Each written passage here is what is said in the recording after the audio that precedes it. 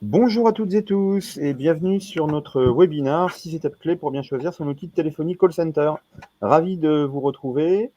Alors, on est en train de regarder avec Célia qui nous a déjà rejoint.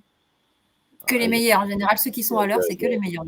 Il y a déjà pas mal de monde, mais si vous en êtes d'accord, avant de vraiment lancer le déroulé de ce webinaire, qui est un webinaire un peu sérieux, en plus aujourd'hui, on va attendre que tout le monde nous ait rejoint. Voilà. Pourquoi un peu sérieux? Ça veut dire qu'on ne peut pas faire de blagues ou des trucs comme ça? Si, on peut, mais c'est le Ah bon? sujet, quoi. Ah bon, quand C'est le sujet qui est un peu sérieux, c'est-à-dire. Alors, ok, ça se connecte, c'est cool.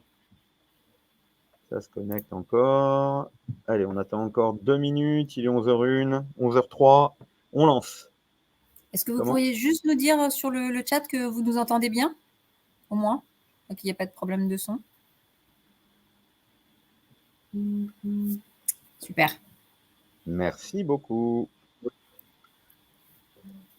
Et en plus, vous êtes hyper réactifs. Magnifique. Quand on fait des webinaires à 8h, ça répond beaucoup moins vite. Donc non, c'est bien, 11h, c'est un bon arrêt.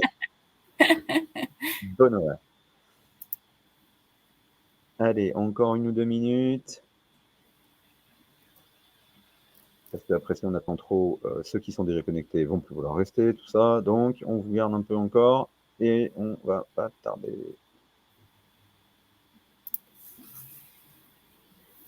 J'aurais adoré que vous entendiez tous le mantra de David juste avant avec Cassandra qui est dans les coulisses. Là. Cassandra nous dit « Vous êtes chaud ?» et David qui dit « Chaud patate !» Exactement.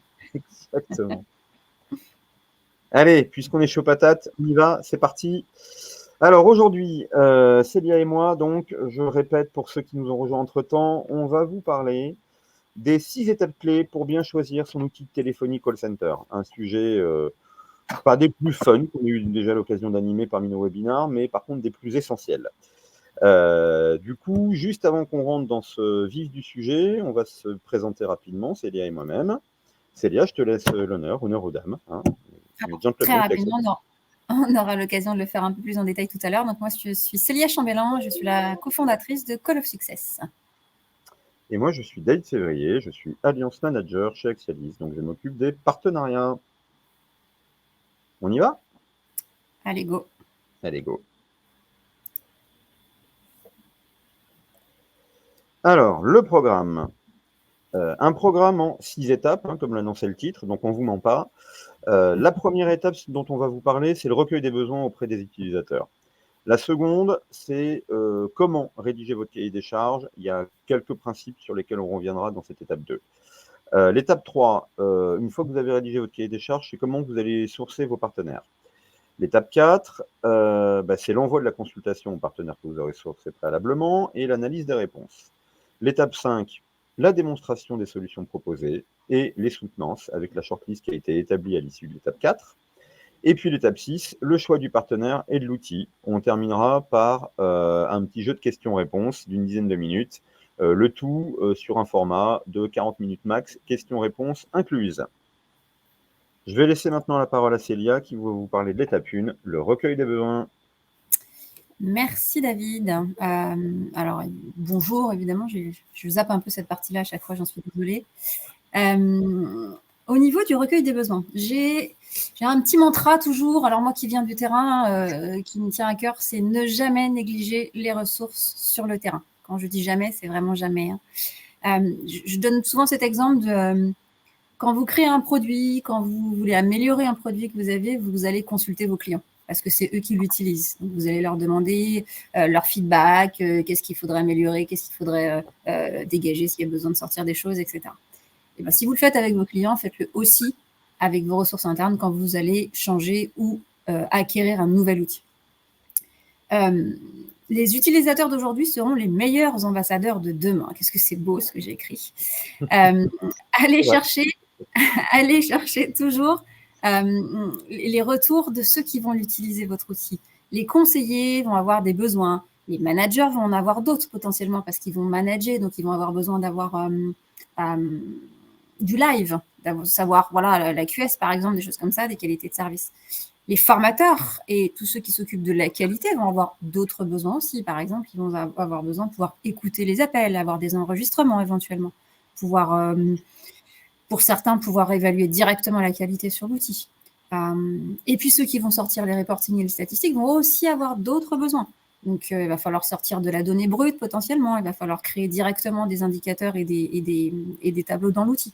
Donc, tout ça, si vous n'allez pas chercher ces informations-là chez ces utilisateurs, vous allez rater quelque chose. Oui, vos techniciens, c'est important, on est d'accord, parce que c'est eux qui vont déterminer la faisabilité, la compatibilité avec les autres outils, ça c'est sûr, mais ça n'est pas suffisant.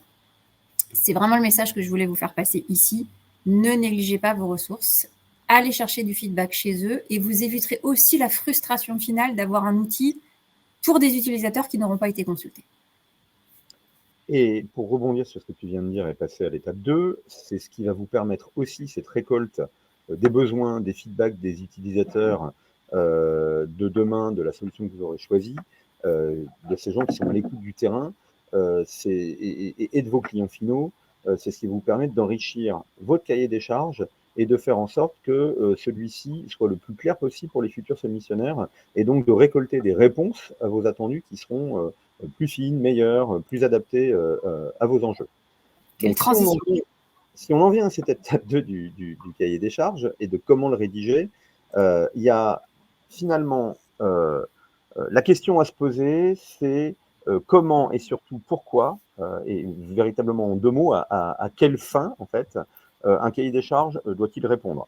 Et pour ce faire, il y a 4 grandes étapes qui répondent finalement à 4 questions qui sont essentielles. La première question, c'est mon cahier des charges, je le rédige dans quel cadre?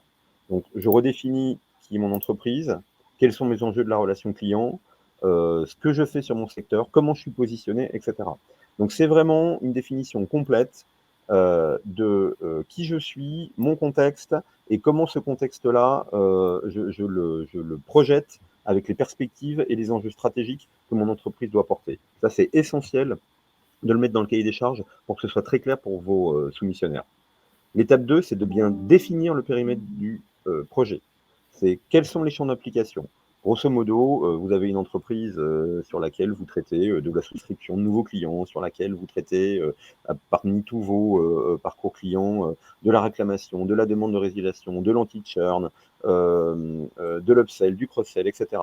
Eh bien, tous ces différents périmètres, ces différents parcours clients, vous allez devoir les décrire précisément, c'est ce que j'ai appelé ici les champs d'application, donc l'ensemble des interactions que vous avez avec vos clients. Mais il y a aussi tout le volet technique, c'est dans quel contexte votre entreprise technique se positionne, où elle en est de ses choix stratégiques. En téléphonie, est-ce que vous êtes encore sur des domaines de type infrastructure propre avec DT2 et vous voulez rester là-dedans, ou est-ce que vous êtes vers une solution aujourd'hui où finalement vous n'avez peut-être rien et vous voulez plutôt quelque chose d'extrêmement portable, facile à déployer, etc. Ça, c'est des éléments que vous devez mettre dans votre cahier des charges. La troisième étape, et ça fait écho à ce que disait Célia tout à l'heure, sur l'étape 1, c'est d'exprimer tous vos besoins. Et pour exprimer tous vos besoins, il faut effectivement passer par l'ensemble des gens du métier et de la technique qui vont être capables de vous dire ce dont ils ont envie, ce dont ils ont besoin et avec quoi ils se projettent. Donc, c'est l'ensemble des fonctionnalités souhaitées, c'est quelle nature de reporting sont attendues, entre les reporting à chaud et puis derrière les statistiques un peu plus à froid qui vous permettent de faire de l'analyse des retours et des interactions avec les clients, c'est quels outils de pilotage, et puis c'est tout le panel d'options dont je pourrais avoir besoin demain. C'est du conversationnel, c'est de l'analyse sémantique de la data, c'est tous ces sujets-là. À un moment donné, si votre outil de téléphonie ne permet pas de les récolter, ça va vous être difficile derrière de pouvoir les exploiter. Donc c'est vraiment essayer d'être avec une vision holistique la plus large possible de vos besoins. Et puis, la quatrième étape, et très souvent c'est celle qui est oubliée, c'est comment je vais faire pour mettre en place ce produit, cette solution techno de téléphonie, une fois que je l'aurai choisi. Donc, il y a 2 étapes à distinguer dans ce comment je mets en œuvre mon projet une fois que le choix est fait. La première étape, c'est l'étape de déploiement, le build. La deuxième, c'est l'étape d'accompagnement de run. Un partenaire, pour vous accompagner dans la durée, doit être capable aussi de vous accompagner dans les évolutions fonctionnelles que vous allez vouloir sur la solution. Vous n'allez pas forcément prendre 100% de ce que la solution propose au départ. En revanche, vous allez avoir des perspectives. C'est comment ce partenaire vous accompagne. C'est important de l'avoir en tête, et du coup, c'est important d'avoir aussi des interlocuteurs chez vous qui ont été choisis et nommés pour pouvoir piloter ces accompagnements et ces évolutions. Du coup, je vous propose de passer à l'étape 3, qui va être celle du sourcing de vos futurs partenaires. On a peut-être un petit sondage, non, David? Absolument, on a un petit sondage justement, juste avant qu'on passe sur cette étape-là. Le sondage est le suivant. Normalement, vous allez pouvoir y répondre incessamment sous peu. Donc, c'est demain, si vous devez choisir un outil de téléphonie, quelle sera votre première source d'information? D'où l'étape 3, magique. On est très, très fort. D'où l'étape 3.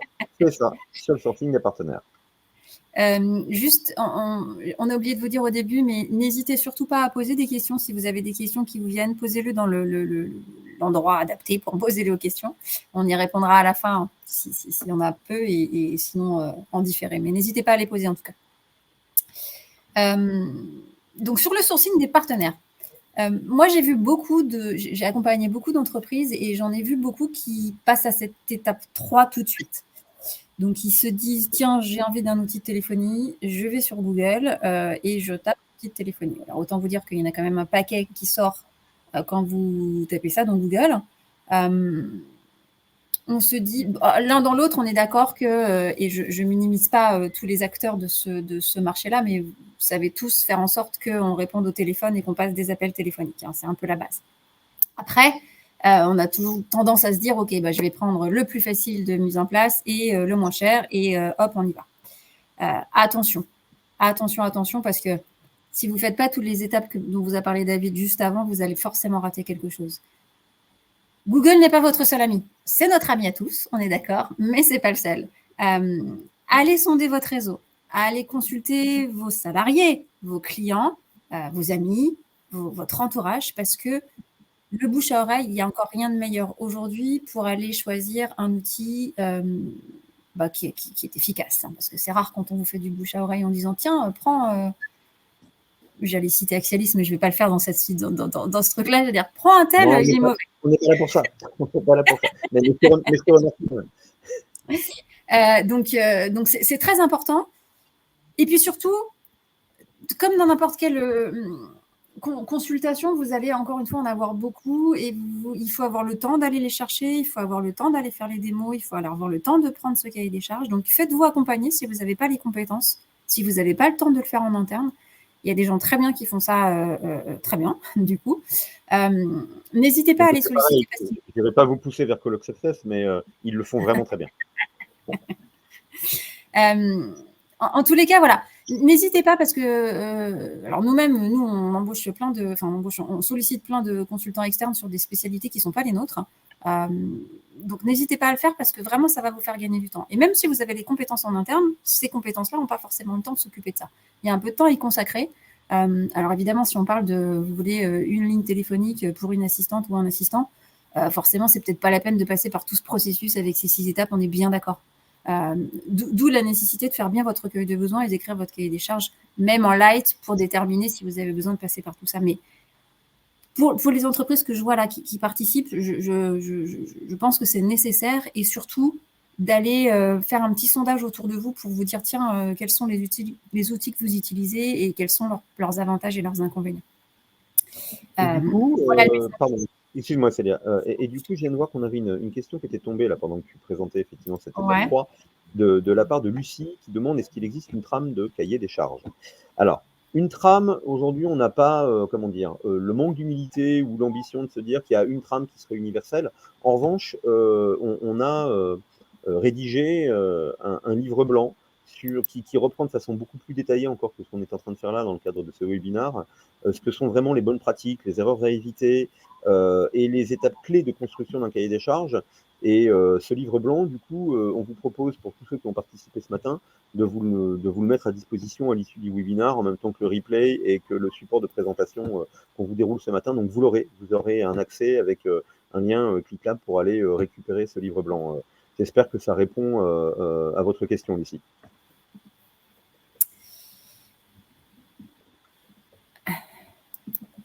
Du coup, sauf si tu n'es pas de ton côté fini sur Non, l'étape c'est 3, bon. mais ok, C'est bon pour moi.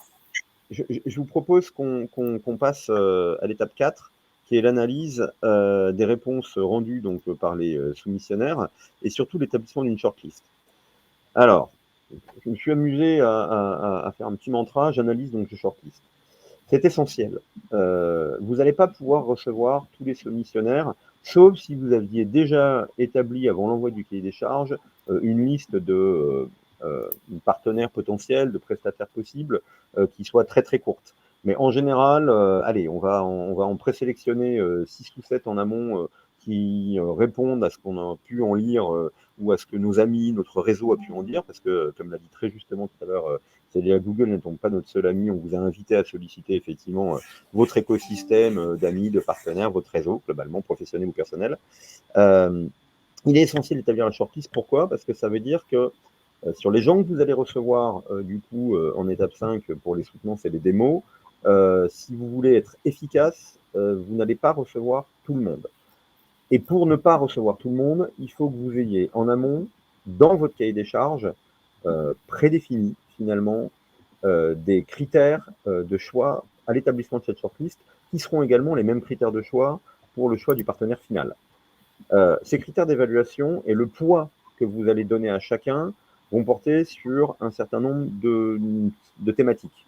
La première, c'est la solution technologique, comment elle répond à votre besoin par l'ensemble de son panel fonctionnel, comment elle va être capable de s'interfacer avec votre écosystème de solutions déjà existants, que ce soit un ERP, que ce soit un CRM si vous en avez déjà un, qui soit du marché ou maison.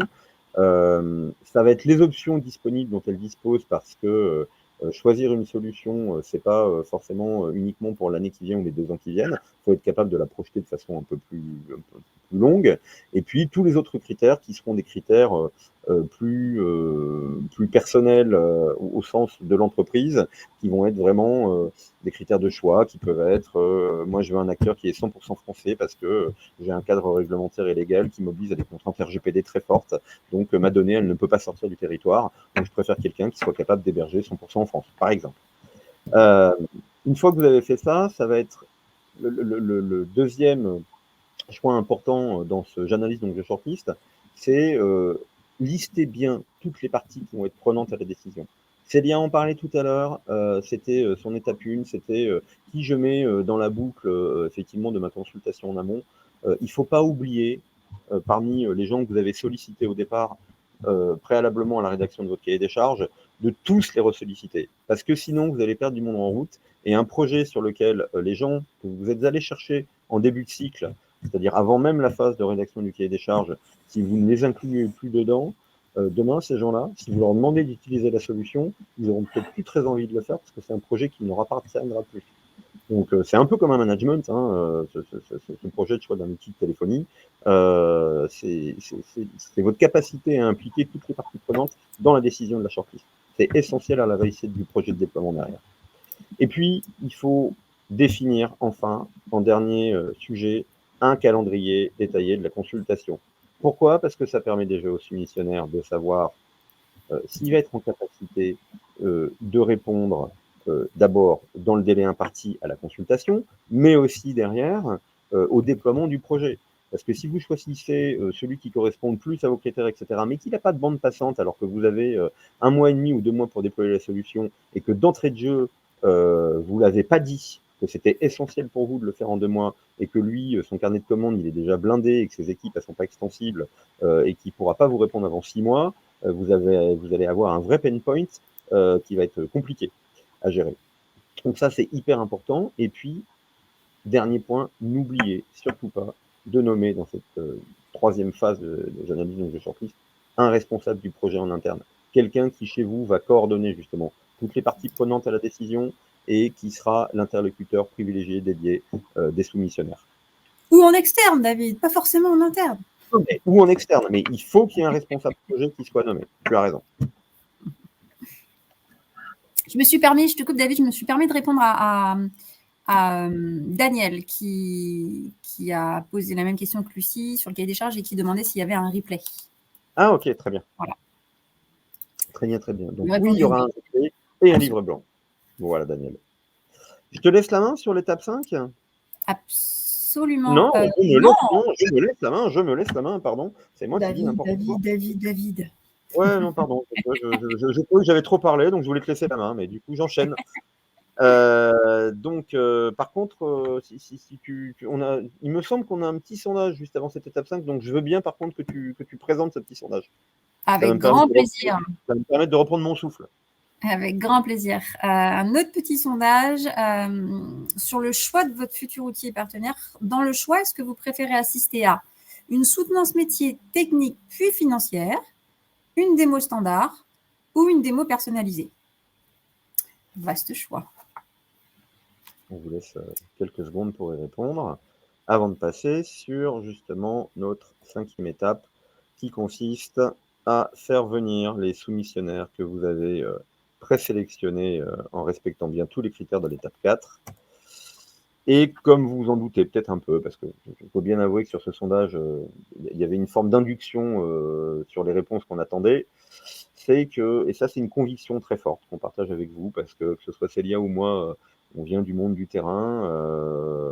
Moi j'ai passé quelques années chez les BPO, avec un passé qui ressemble presque plus à un passif d'ailleurs, tellement j'y ai passé d'années, et où on se rend compte que globalement, les slideshows, et moi j'en ai fait beaucoup dans ma vie, qui durent 2 heures, 3 heures, avec plein de questions techniques, etc. À la fin, on n'en a retenu que 10 ou 15%.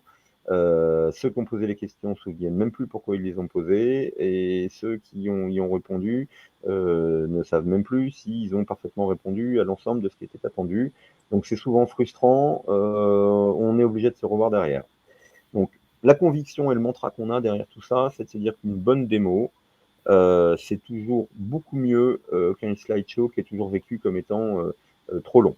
Ça veut dire quoi? Une bonne démo, c'est dans votre cahier des charges, dans ce que vous allez mettre dedans, il faut que vous mettiez dans les conditions de demande à vos shortlistés de faire des démos, ce que j'appelle maquettées, c'est-à-dire qui vont reprendre justement l'ensemble des fonctionnalités attendues à minima et des options possibles, et possiblement insérées à vos outils existants. Je vais prendre un exemple. Si aujourd'hui vous disposez déjà d'une solution CRM de type Salesforce, Microsoft Dynamics, pour ne citer que, ou EasyWare, pour citer un français qui est par ailleurs aussi un de nos partenaires, il est bien de regarder si la solution que vous allez choisir derrière de téléphonie est déjà interfacée nativement ou pas avec l'une de ces solutions du marché, ou avec des outils qui peuvent être des outils métiers à façon personnelle, mais c'est la façon dont ça va pouvoir s'interfacer, parce que la démonstration, si ça s'interface facilement, votre soumissionnaire aura la capacité de faire une démo déjà plus ou moins interfacée avec ces outils-là. Ça vous permet d'avoir une mise en perspective, une vision claire de la façon dont l'outil que vous devrez piloter demain sera fabriqué. Donc c'est vraiment le meilleur moyen de répondre à des questions très simples par l'exemple, par la visualisation. Ça permet de se projeter, et les gens du métier, comme les gens du reporting, comme ceux de la technique derrière, seront rassurés à l'issue de ces soutenances basées sur une démo, ce que j'appelle maquettée. Célia, tu veux ajouter quelque chose? Écoute, je cherche des choses à ajouter, mais tu dis tout, David. Donc, c'est gentil, donc merci. Très bien. Étape 6. Allez, étape 6.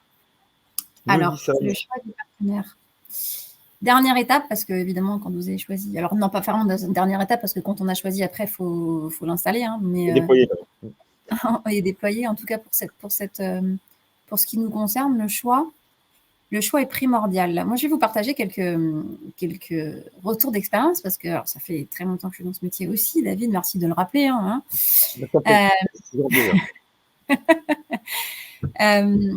J'ai commencé au téléphone quand j'étais bébé. Et donc, j'ai pu participer à tout un tas de choses en tant qu'utilisatrice, en tant que manager, en tant que conseil. Et en particulier en tant que conseil, j'accompagne des entreprises pour plein de choses, mais entre autres pour ça aussi.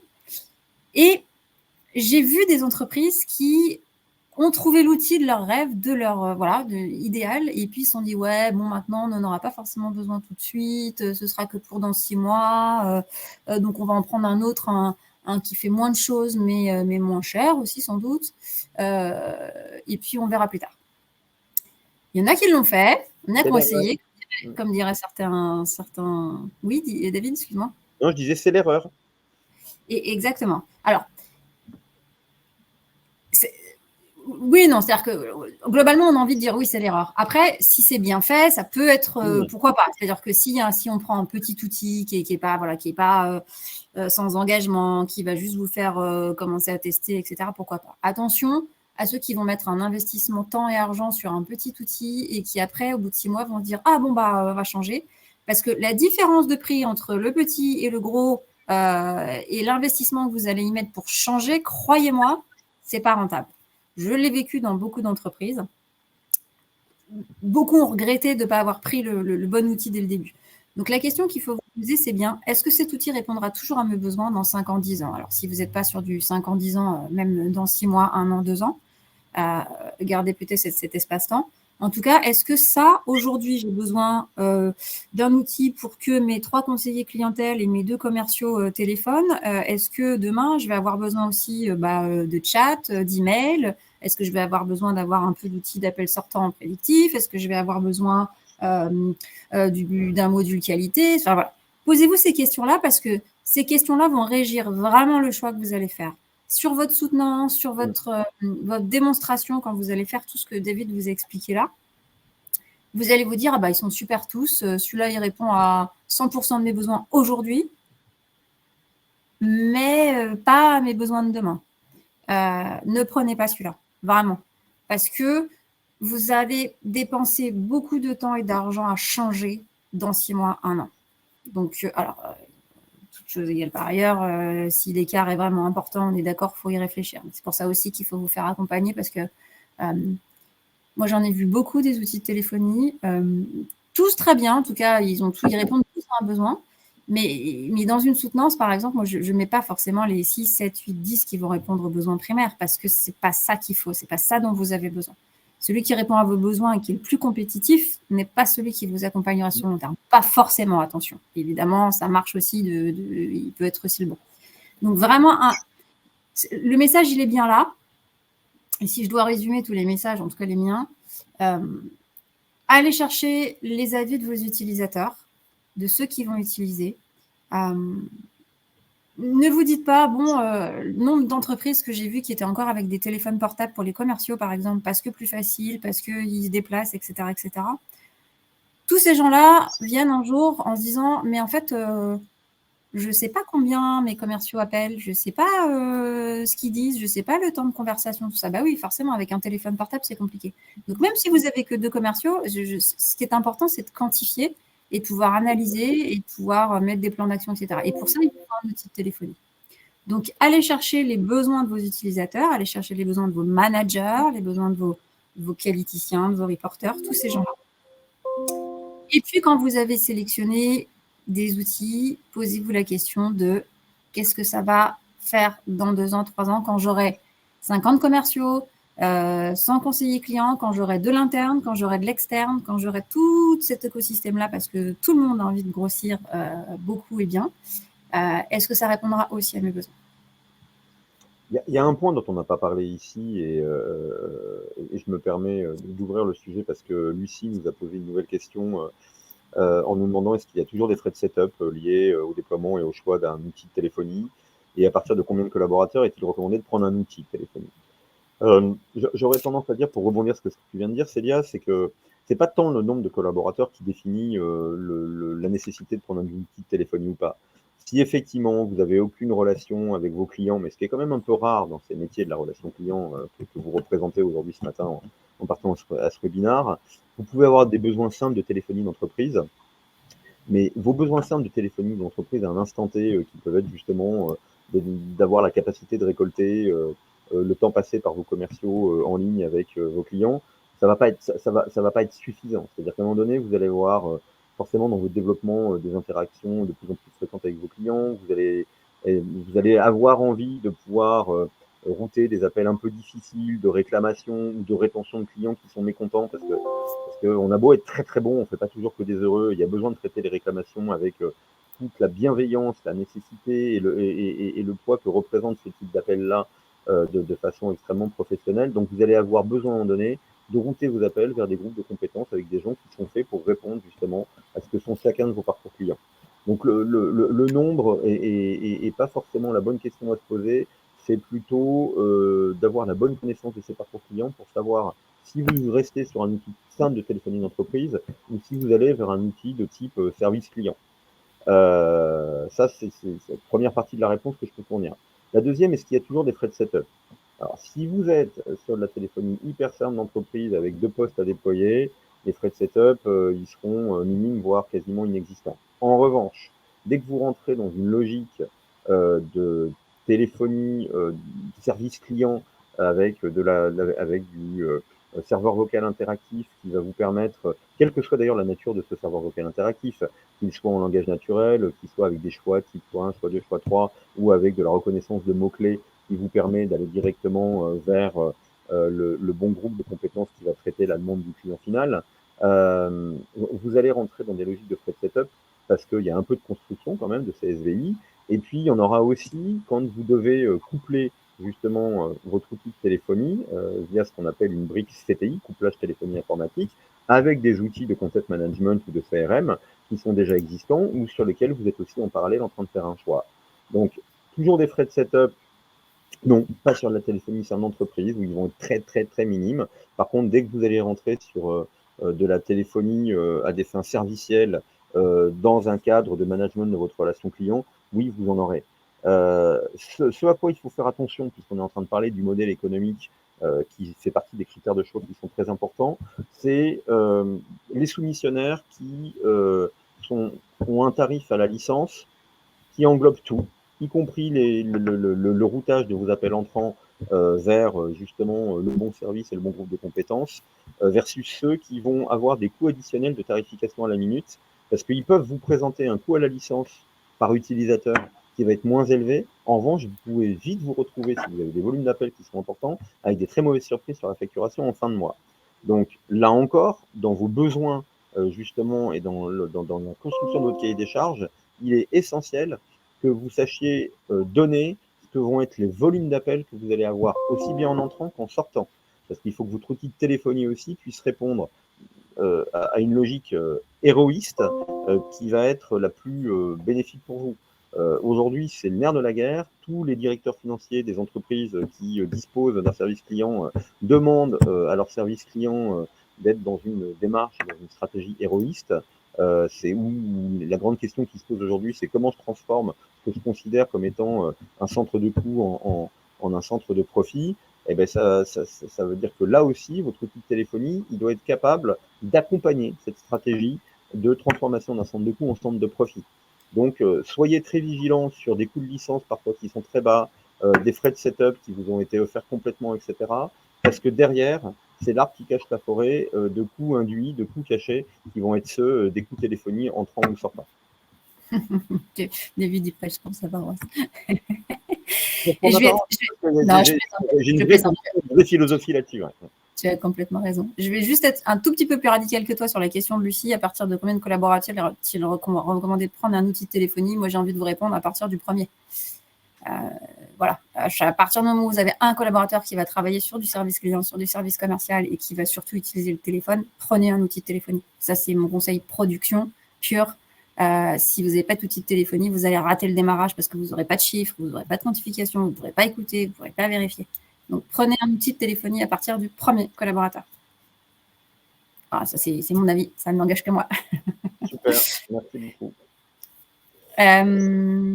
On parle rapidement de nous et on prend en même temps vos questions auxquelles on va répondre au fur et à mesure, même si vous en avez déjà posé quelques-unes au fil de l'eau. Je te laisse la main pour quelques mots sur Call of Success. C'est la meilleure partie normalement. Je plaisante. Très rapidement, Call of Success. Call of Success, on est une marketplace, une place de marché qui va être dédiée à tout ce qui gravite autour de la relation client et des centres de contact en particulier. On va accompagner la croissance de tout type d'entreprise autour de plusieurs offres qui sont… Alors, on fait de l'audit et du diagnostic, évidemment, parce que quand vous avez le moindre souci ou la moindre envie de faire autre chose, il faut quand même avoir un peu un regard extérieur pour vérifier. Il nous est arrivé de faire des audits et de ne pas poursuivre parce que les envies du client n'avaient pas lieu d'être, c'est-à-dire qu'ils faisaient des choses très très bien et ils ne pensaient pas le faire très bien, et donc ça les a juste confortés dans l'idée qu'ils faisaient très bien. On accompagne pas mal à l'externalisation aussi, parce qu'on a un bon réseau dans les outsourceurs. On fait pas mal de formations. On développe beaucoup la formation sur tout ce qui est pilotage de partenaires externes. Ça, c'est un peu notre dada en ce moment. Lucie et moi-même sommes assez expertes là-dedans pour ne pas nous jeter des fleurs. Et puis la digitalisation, on est un peu dedans avec… Pardon, David ? Non, je dis tu peux y aller. Merci. La digitalisation, alors ça concerne particulièrement ce webinaire parce qu'on va, dans nos audits et dans notre conseil qu'on fait auprès des entreprises, alors on reste très opérationnel, on vient du terrain encore une fois, mais on va aussi conseiller sur, justement, il vous faut un outil de téléphonie, il vous faut un CRM, il vous faut un chatbot, il vous faut un callbot. Et donc là, on va les accompagner dans toute le processus qu'on vient de décrire là, cahier des charges, soutenance, choix, et puis on va aller aussi jusqu'au, évidemment, l'accompagnement derrière, parce que le choix c'est bien, mais ce qui est important aussi, c'est de la conduite du changement des utilisateurs, d'un nouvel outil, etc., etc. Donc on va graviter autour, on va vous mettre en relation avec tous les acteurs dont vous avez besoin qui vont concerner la relation client. Voilà, en synthèse, j'essaye de faire court parce qu'on est limité. Moi, je trouve ça très clair. Mais écoute, merci David. Après, je vous connaissais un peu, quoi. Je vous ai mis quelques références, je suis assez fière de les mettre quand même. Vous les aurez, je crois, de toute façon, on va vous envoyer les slides. Et de notre côté, Axialis, qui sommes-nous ? Si vous ne l'aviez pas encore compris, alors en fait, on est un éditeur de solutions téléphoniques de distribution de la voix, service client. Téléphonie as a software, c'est vraiment la philosophie, c'est-à-dire que globalement, notre solution ne nécessite aucun déploiement physique sur le poste de vos conseillers commerciaux, conseillers clientèle. Voilà, donc on est sur une téléphonie full SaaS, complètement dans le cloud. On a une spécificité qui est celle d'être opérateur télécom, et ça de façon historique, depuis 1989. On a été jusqu'en 2016 uniquement sur une activité de distributeur de numéros SVA, numéros gratuits ou payants, qui servaient à des jeux de concours, des services clients, etc. On a conservé cette activité d'opérateur téléphonique, ce qui nous donne justement une spécificité sur le marché, c'est qu'en plus d'être 100% un acteur français, on opère sur nos propres infrastructures. Ça veut dire quoi ? Ça veut dire que si par hasard notre solution devenait à un moment donné indisponible, on ne peut pas se retourner vers un hébergeur pour dire la problématique, elle n'est pas chez nous, elle est chez SFR Business ou chez OBS ou chez Colt, parce qu'on héberge nos propres solutions. Donc, on héberge sur nos propres infras. Donc, ça veut dire qu'on garantit du coup un très fort taux de disponibilité de notre solution à 99,99%. Et puis, on a déjà des connecteurs natifs, alors ce qu'on appelle natifs, c'est-à-dire en mode SSO, où vous ne vous connectez que, par exemple, sur votre outil CRM, avec des CRM qui sont leaders sur le marché, que ce soit Zendesk, Salesforce, Dynamics, Easyware, Inso, et j'en oublie certainement, mais aussi la possibilité de se connecter via API avec vos propres outils métiers ou vos CRM un peu spécifiques. Voilà, ça, c'est ce qui fait vraiment la spécificité de notre solution. Et puis, on est plutôt une entreprise en bonne santé, avec un peu plus de 40% de croissance depuis 5 ans, 15 000 utilisateurs actifs et un peu plus de 300 clients. Voilà pour la présentation rapide. Et ensuite, nous aussi, relativement fiers comme Celia et Call of Success, de présenter quelques enseignes parmi nos clients et les verticales qu'on adresse, sachant qu'aujourd'hui, on est plutôt très présent sur tout ce qui est la verticale tourisme-transport, assez présent sur tout ce qui est la partie retail et également sur la partie assurance et plus spécifiquement institut de prévoyance, assurance de personnes mutuelles. Voilà pour Axialis. Juste quelques peut-être, je vois pas de questions qui arrivent, mais juste les sondages, là, il y a on a les réponses au sondage, David. Il nous reste 4 minutes. Le choix de vos futurs outils et partenaires associés, préférez-vous assister à une démo personnalisée à 81%? Je suis un peu rassurée quand même. Ouais, moi aussi, parce que ça veut dire que finalement, notre slide 5, notre étape 5, elle est pertinente, du coup, ça me rassure un peu. Et pour l'autre, si vous devez choisir un outil de téléphonie, quelle sera votre première source d'information? Faites appel à un cabinet de conseil à 38%. Donc ça aussi, c'est bien. Alors, allez pas chercher les... Là, je vais le dire pour moi. Prenez des cabinets de conseil petits, jeunes, dynamiques, qui viennent d'être créés, voilà. Un peu comme nous. Avant de faire appel à un gros cabinet de conseil, renseignez-vous juste déjà sur votre besoin, quoi. Parce que le conseil, c'est bien, je suis en plein dedans, donc je ne peux pas vous dire le contraire, mais et je ne prêche pas par ma paroisse en disant ça, mais il y a des fois, en passant juste 2-3 coups de fil, on peut déjà résoudre répondre à pas mal de questions. Et ça tombe bien, je veux bien répondre à ces questions au téléphone. C'est magique. Je crois qu'on a une question qui est arrivée. Question de Lucie. Décidément, cette Lucie. C'est ça. Combien de temps faut-il pour la mission de Call of Success et le déploiement de l'outil? Je te laisse répondre sur la première partie de la question. Alors, si nous, on devait prendre ce genre de mission pour accompagner une entreprise sur choisir un outil de téléphonie, sur le choix, alors évidemment, ça va dépendre de la disponibilité pour les démonstrations et pour les soutenances, mais allez, je dirais entre 1 et 3 mois max, de chez max 3 mois. En général, nous, on fait ça en 1 à 2 mois sans aucun problème. Ça peut aller jusqu'à 3 quand il y a des gros acteurs avec des grosses complexités techniques, etc. Donc, je dirais entre 1 et 3 mois. Et sur le déploiement de l'outil, David, non, mais vas-y, sur le déploiement de l'outil. Ouais, sur le déploiement de l'outil, entre 45 et sur les plus gros projets qui nécessitent beaucoup d'interfaces avec et de développement spécifique justement d'API avec des interfaces déjà existantes métiers, entre 90 et 120 jours. Donc comptez, allez, à minima une quarantaine de jours jusqu'à 120 jours sur des très très gros projets qui nécessitent beaucoup d'interfaçage. Oui, c'est vrai. Alors, ouais, c'est compliqué de répondre à cette question parce que pour vous dire, moi, j'ai déjà toute seule, et je suis loin d'être technicienne, installé des outils de téléphonie très très simples en 15 jours.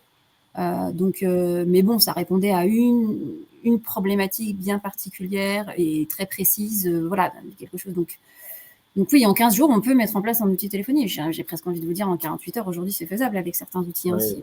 Donc, c'est sur la téléphonie assez simple d'entreprise où on peut faire juste des messages d'appel, pas de déploiement de groupes de compétences, pas de routage un peu complexe, un SVI vraiment de base, voire pas de SVI.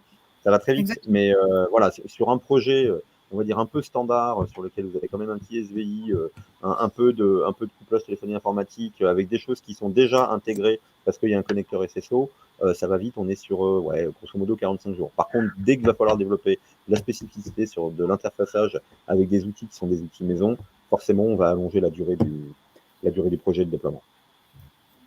D'où les frais de setup, pour répondre à la partie économique de tout à l'heure. D'autres questions? Parce que si vous n'avez pas d'autres questions, nous, on va vous en poser juste à la fin de ce webinaire à laquelle on arrive, là, qui se termine normalement dans 2 minutes. On est dans le timing.